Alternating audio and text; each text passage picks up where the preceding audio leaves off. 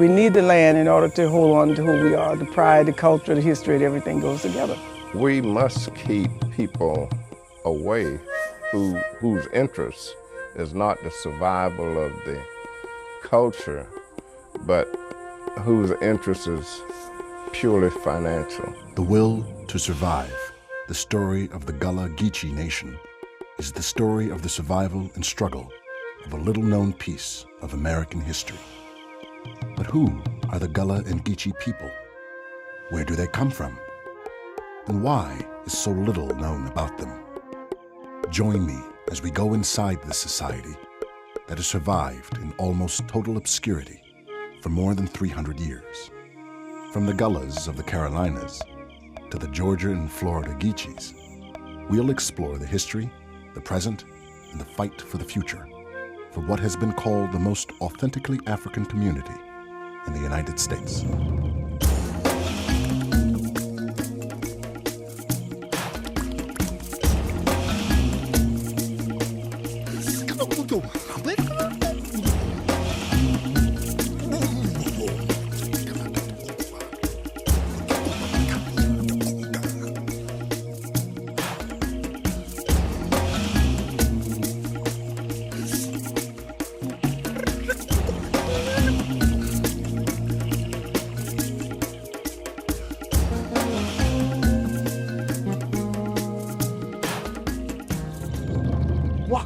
Carry load and thing all in these your field, all there with this mortar and this pestle and thing, when all that spirit been together and walk so.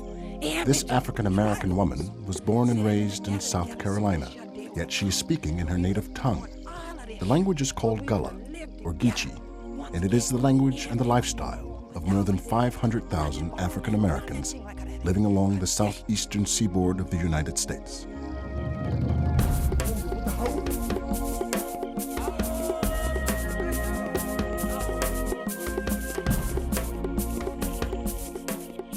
We got taken from West Africa because of our skills in growing rice. Many people desired rice growers, and so Gullah people came as a result of their skills in growing rice. Emery Campbell was born on Hilton Head Island, where he still lives today. Gullah, which we spell today G-U-L-L-A-H, was actually from the Gullah people, G-O-L-A, which came from the Rice Coast or Windward Coast region of West Africa, as we once called it, Al-Gullah. And they were some of the rice cultivators that were brought in to harvest Carolina gold rice. Marquetta Goodwine, born on St. Helena Island, South Carolina, founded the Gullah Geechee Sea Island Coalition in 1996. In July of 2000, she was elected chiefess of the Gullah Geechee Nation by a council of elders, and in the African tradition, assumed the name Queen Quet.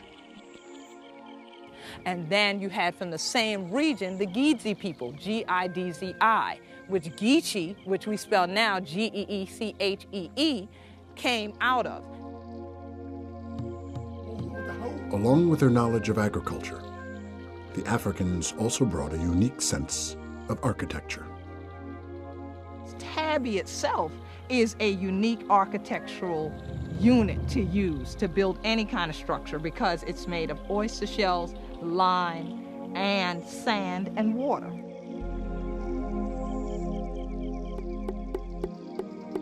Sapelo, St. Helena Island, and Hilton Head, we consider them Ellis Island because that's where freedom first came.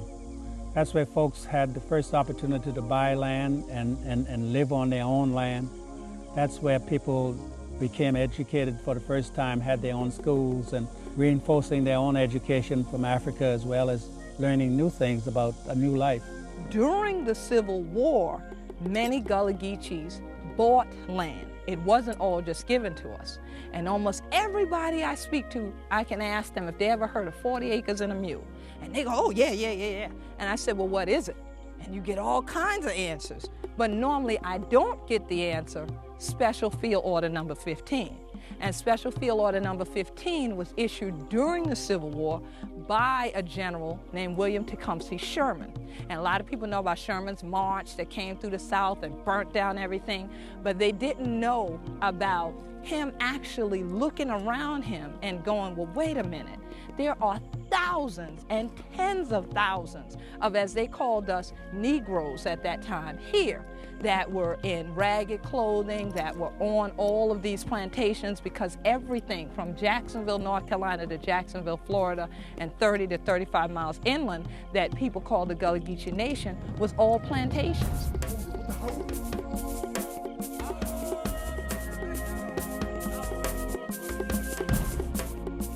But now we were the only ones on those plantations. So it's like, well, what are we gonna do with all of these folks?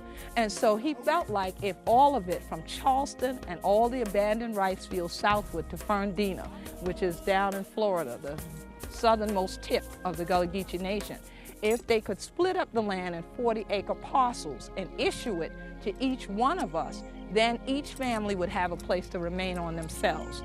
Well, that field order got rescinded. And when that happened, there was a lot of turmoil. Those who had the field order issued and land issued and granted, they were fought to get the land back, ran off in some places. But fortunately, many of our ancestors had that mother wit, so they didn't go for somebody giving them something. They went to auctions and they bid on their land and they took ownership of the land.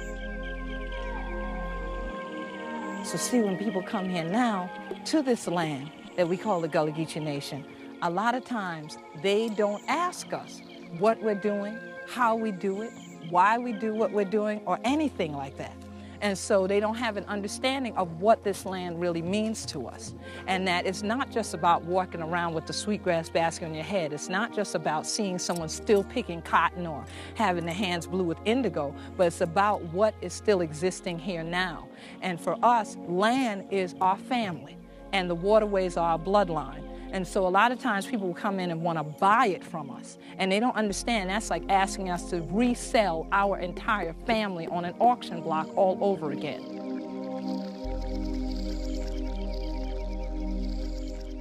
So see, when them the things say, them we done had them all together. In an effort to communicate with each other, the enslaved people combined the many dialects and customs of their African roots with those of their American captors.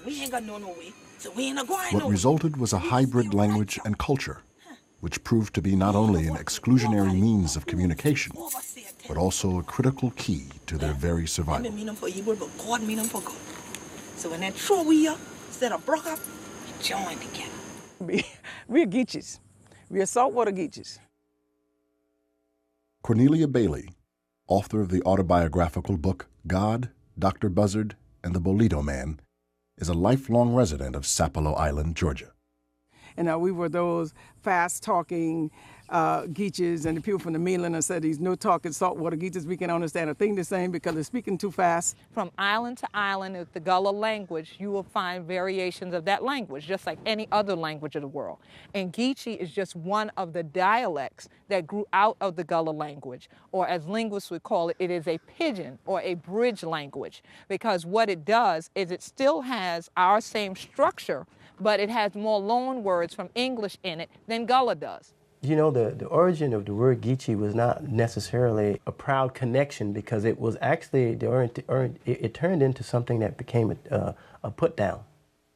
Ron Johnson is president of SICARS, Sapelo Island Cultural and Revitalization Society, Incorporated, which sponsors Cultural Day, held annually on Sapelo Island, Georgia. The slaves that were settled here on these islands had constantly connected with their culture, and they kept the language, and they spoke broken English, and their English didn't develop as fast.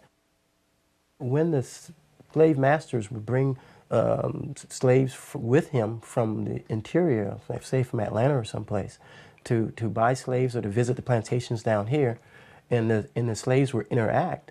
Well, you had one slave that was speaking formal English, and another slave was still speaking a real broken language, which became Geechee. Now the guy that spoke formal English would go back to Atlanta and says, "Man, you should hear those Geechees speaking down there." We listened for the speech, we listened for the words, we listened for huna, which means you. We listened for da, which is the verb form to be, and however that's connected. And we listened for some cultural expression, like, you know, eat the diggy grave, meaning you're eating too much. We listened for the missing THs and the words that when they pronounce teeth or thief. So if I was saying, look at where are the going right now, look at you, honey, better come here now, for I juke you. Okay, that would be completely in Gullah. Now, if I changed over and I said, well, we the going boy, you need for come here now, you ain't even want me for juke you any, okay, then that's more Geechee, because I'm trying to now convey to this person who didn't get it the first time what I actually had to say. We've got terms that are used almost regularly. Juke is a Gullah word meaning disorderly, and that word is now used to describe a place where we go and dance. We call it a juke joint. But jukebox came out of that same word. We hear the word tote often, tote. We have tote bags, you know, that you find, you buy and it's very expensive, but it's to carry.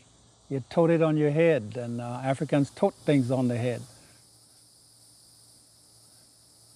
When African Americans visit the islands, they're first of all struck by the speech and the accents. And we always have to explain that the accent is nothing more than African accent. They sometimes want to relate it to the West Indies accent. And we usually have to convince them that no, some of us came straight here from Africa, but even the settlers of the West Indies also can relate their language and their accent to the West Africa. And so the gee whiz always come from, you know, wow, you talk funny, you sound like an African. And we usually respond and say, we are. When people come from other parts of the country that doesn't have that connection to the culture as strong as we are, it may be different, but we're all branches from the same culture. We have our own language. We have our own heritage. We have our own culture. That the rest of what people call African American, that's just a big umbrella over a multiplicity of cultures that are in North America, particularly in the United States. But we're not monolithic as people of African descent. Many of the people who are considered African American today can trace their roots back to the Gullah Geechee Nation, but they no longer hold a legacy because they don't have the language, they don't have the African traditions, they don't know how to work the land or live out of the waterways. And that's the lesson that people can learn before they go to Africa. They need to visit these islands and hear the accents and get used to the rice dishes too, because there are some rice dishes that are used sometimes now in mainstream America that African Americans don't know where they came from and why they like rice, or why they like sweet potatoes, or why they even like watermelon, although some of us have denied that we do. Those can be traced back to West Africa, the foodways.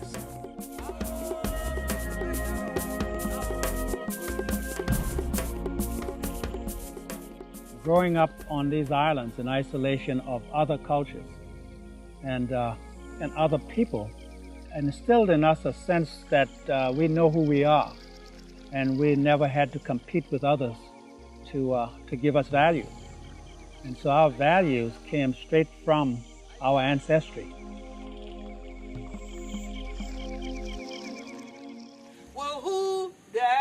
As recently as the 1960s, the Gullah and the Geechee people practiced their religion in the tradition of their ancestors.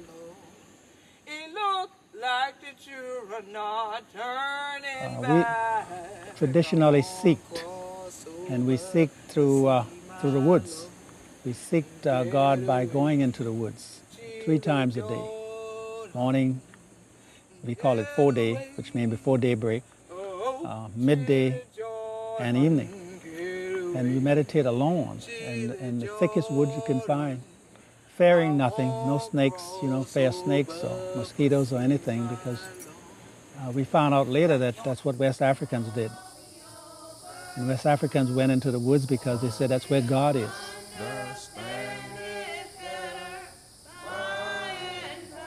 In some plantations, Christianity was imposed.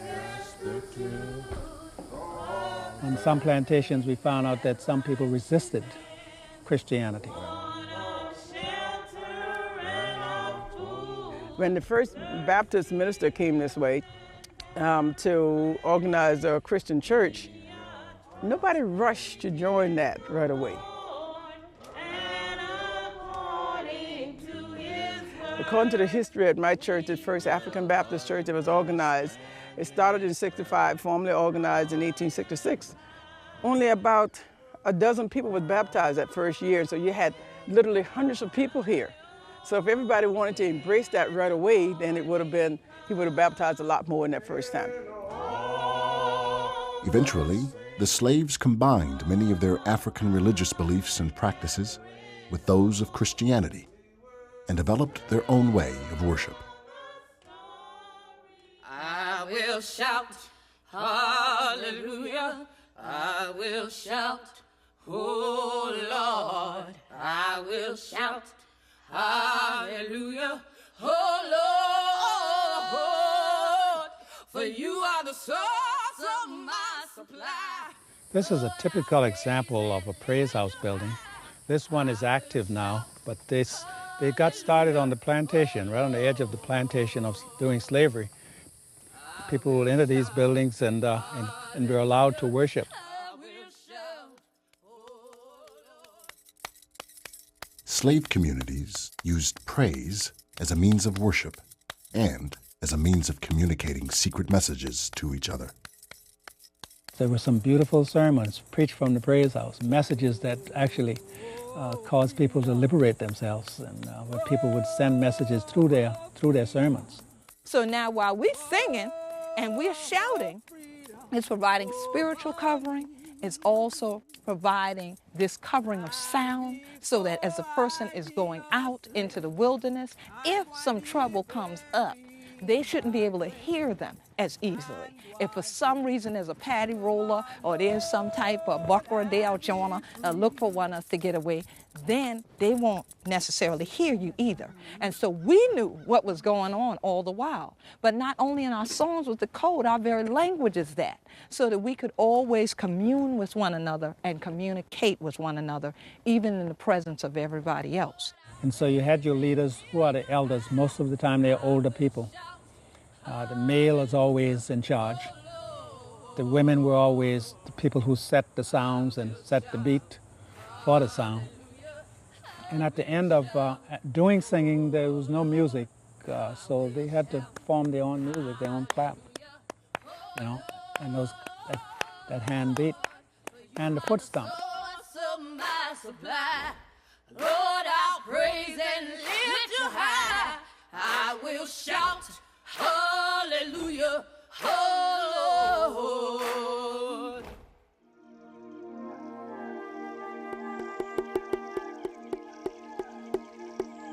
Jonathan Green is an internationally acclaimed artist. His vibrant paintings, celebrating his Gullah heritage, have been featured in movies, magazines, and museums around the world.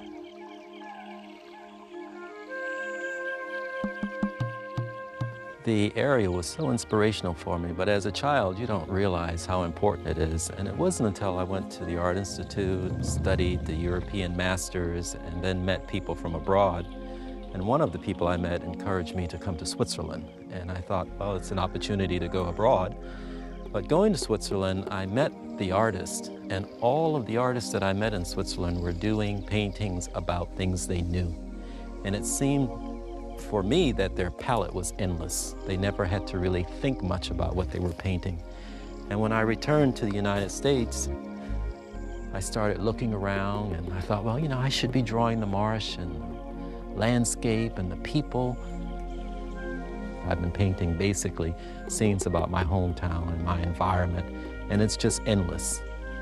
I never have to think of subject matters. I never have to study anything else because it's all readily available. The way of life as we know it is disappearing fast. Not that the population of people are disappearing, but just the importance of the culture.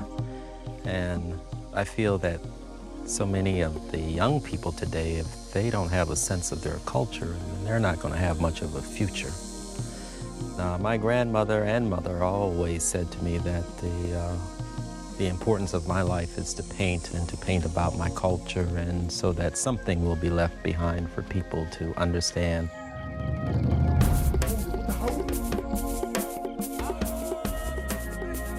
Arthur Dilbert is a local woodcarver whose African-inspired designs have won national attention.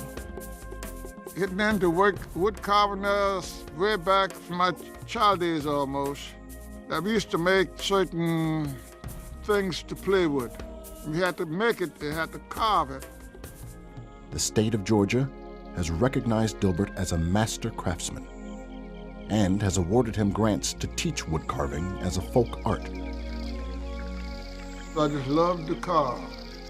And when I get an idea, I stick with it until I be successful with it. I feel good. I start beat up some old hymn and start singing my hymns and carving, and I'm happy. Dilbert's intricately detailed walking sticks are among his coveted signature pieces. It's a great thing. I wish that I could get at least 15 or 20 more to sit down and run off at the mouth and just cut and cut. It's a great thing. It's a peace of mind to sit down and whittle and cut and beat and come out with something that you can see what you have accomplished. My tools should never be forgotten.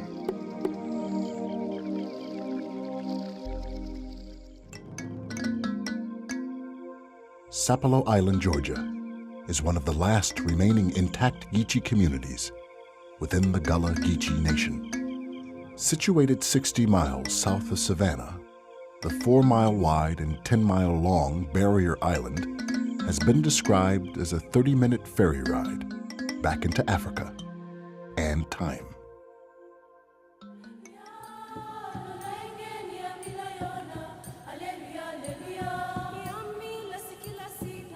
The deep emotional connection between the Gullah and Geechee people and the land is eloquently expressed in this excerpted piece by Sapelo Island resident Cornelia Bailey. I am Sapelo.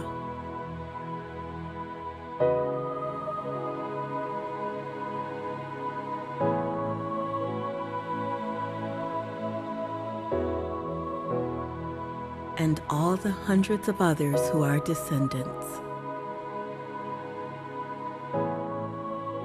We who remain here is Sapelo. To us, this was heaven. People come often and ask me, they said, when you was growing up, what did you miss as a child? And I said, nothing. I never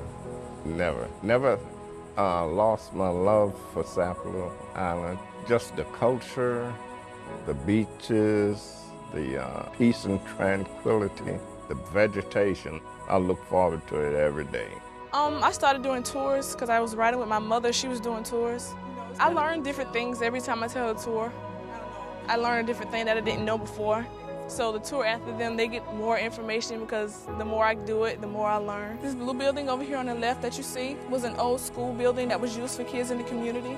It's no longer used for a school anymore because it was destroyed by the hurricane. So now it's used for a computer lab and a library. We are one, bound by the spirit of an island. The pine tree is doing well. It's producing cones, and its lifeblood is coming from the oak. And Balali the slave, bound by high tide, fields, gossips, smoked mullet, and our faith.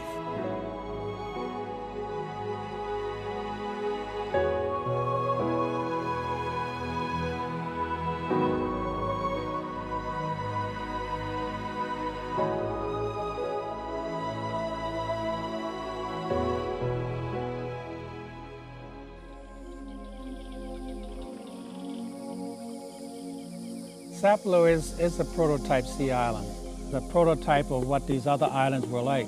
St. Helena Island, Hilton Head Island, Dafusky Island. Before the advent of resort development on these other islands were similarly situated as Sapelo is. where people were still using those basic cultural assets that we brought from West Africa, where people maintained self-sufficiency and also promoted self-sufficiency. Careful, hold tight now. I ain't got no brakes out. Hold tight. So where are we going? To the beach. What's that? To the beach. Nantigo Beach.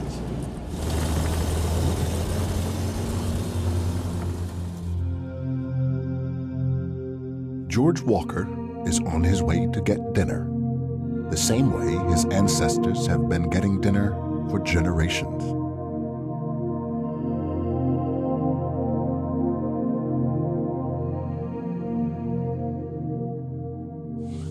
When you go to Sapelo and see people fishing with the fish nets and casting the fish nets and fishing on the beach, you're looking at West Africa, and even in today's world. Look here. There's a log right there. See a log yonder? Yeah. Go right alongside that log. And I want you to go forward as you could. I'm coming. I'll give you a hand in a minute. Okay, we walk. Darryl, come here. You hold this pole. Keep the pole straight. Don't let it drag the bottom. Just keep off the bottom like that. You help him push, and he pull. How far you going up? Before you go. I'll be in a minute. Give you a hand.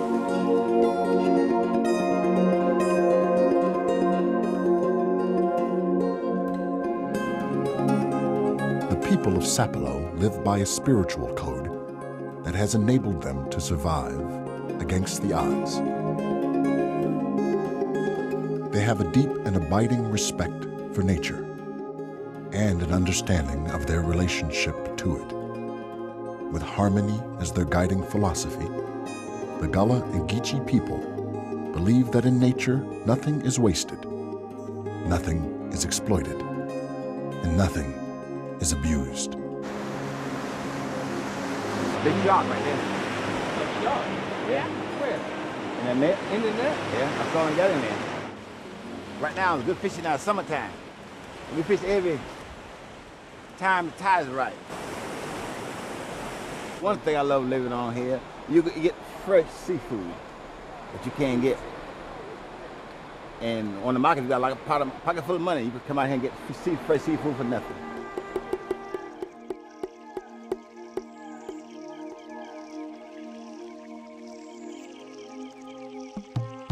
Our existence here on Sapelo starts in the connection from the slave families that were brought to this area. The most famous and documented slave that's in Georgia history that I know of and we're proud of is Gullah Muhammad. Gullah Muhammad was a very famous slave because he spoke many languages. He spoke and wrote in Arabic and English and 5 different languages. He had 8 daughters and over 12 sons. The sons were naturally from that time sold as slaves to other slave families, but most of the daughters were kept here. We have over 44 families that have came from those 8 daughters of Gullah Muhammad.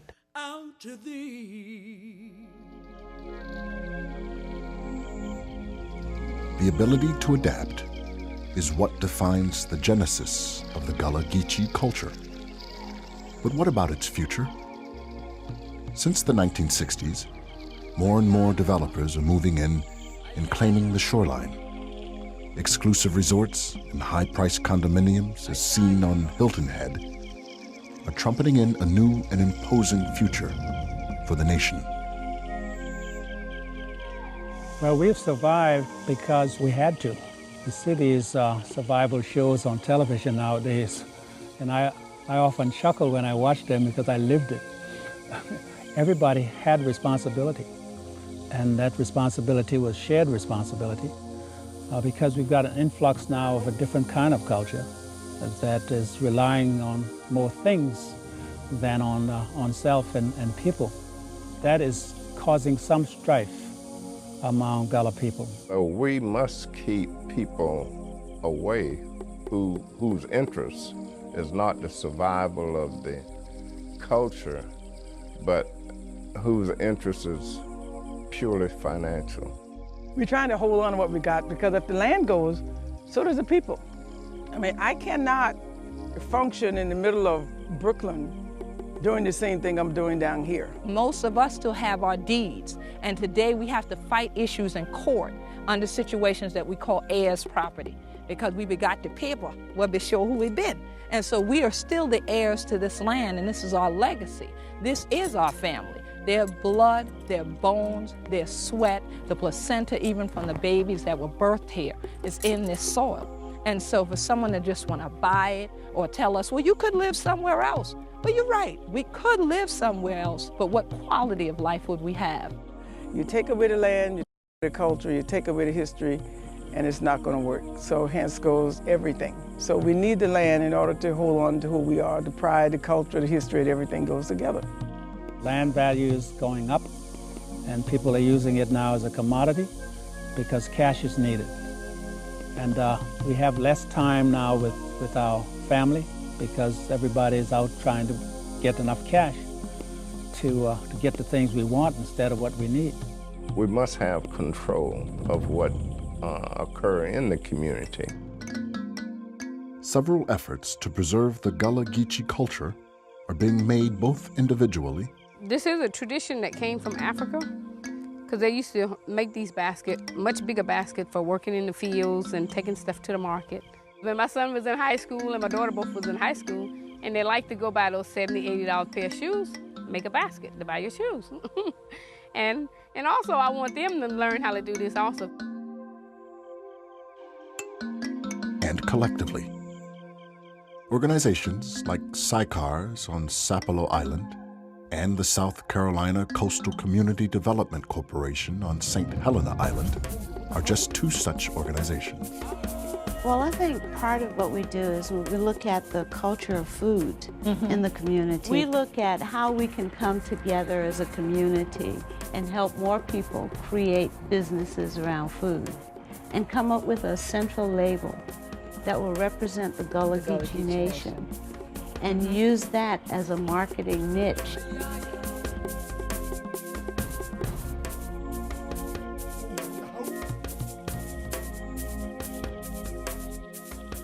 We practice working with the baskets. We still cast nets. We still build boats and the things that the early slaves brought to this country, the same traditions and things we did to survive then.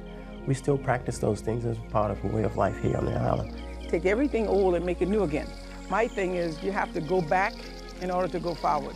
So we have to take all the resources from our generations back and then bring it forward and make it an economic base. So what we need to do is take everything that we learned, syrup making, drying fish, making cast net by hand, making rowboats, making toys for our children, the way we cook. Those are the things that we introduce to the outside world and make a living from it. And so we're still holding on to your integrity, your pride, your history, your culture, and you're making some money, and you can stay. There's still some semblance of that value here in these islands because people still have that kinship and they have the respect of the elders. And as long as the elders can continuously gain that respect and maintain that respect, we'll probably have a semblance of survival still.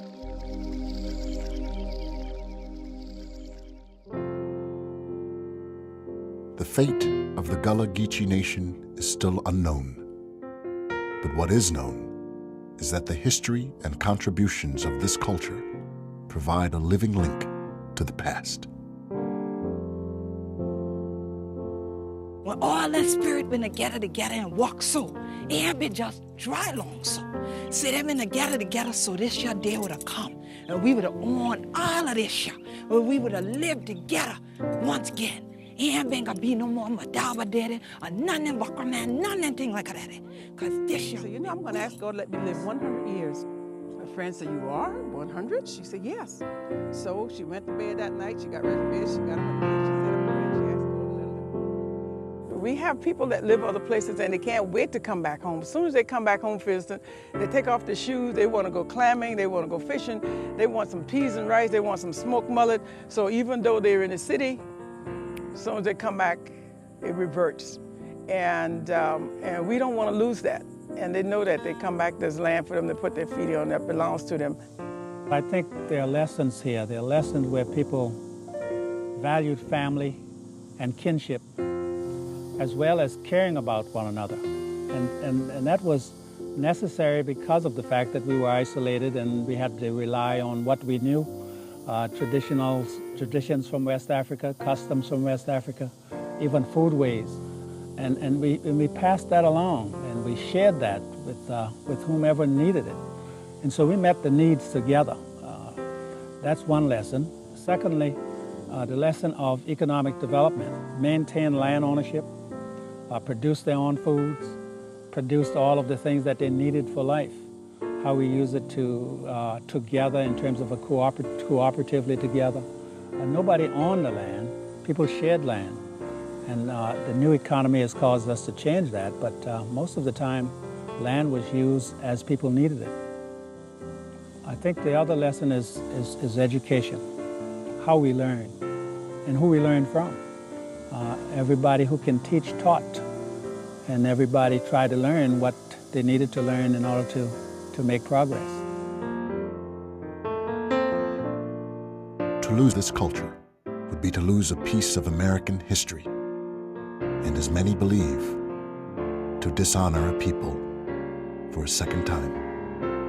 So even now, when people come into the Gullah Geechee Nation and they try to figure out how come we seem like we're so joyful, how come we seem like we're so happy all the time, and they're like, oh, y'all still sing all them old songs. Well, those old songs are new songs in our soul and in our spirit, because they always do the same thing they did for our ancestors who created the spirituals that are now South Carolina state music. They help to revive you.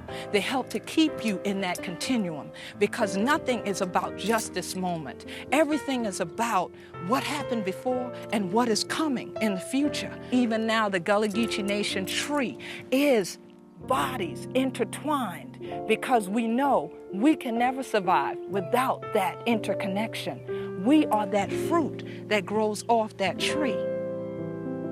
So if we know the roots are ailing, and we want more fruit in the future, then we have to dig into the past. We have to know our story. And who better to tell our own story than our own people?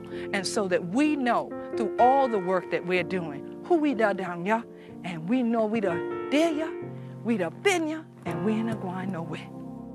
This road has not been easy, forged from shame. We fight to hold on from whence we came, stretching a lifetime, first free, then a slave. And let's not forget, the longest road yet is the one to our ancestors' grave. We've been through the valleys, but now we're on high ground, reaching for eternity. And we will not come down. We faced a lot of troubles, and the fire's still alive. Oh, against all odds, we'll make it with the will to survive.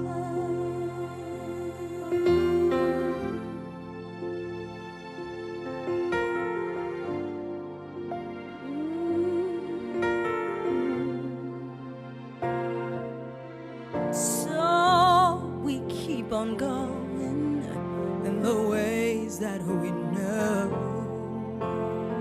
standing strong and holding on, can't let my people go. No, we won't ever stop trying to keep our roots alive. Oh, and plant anew the pride that grew from a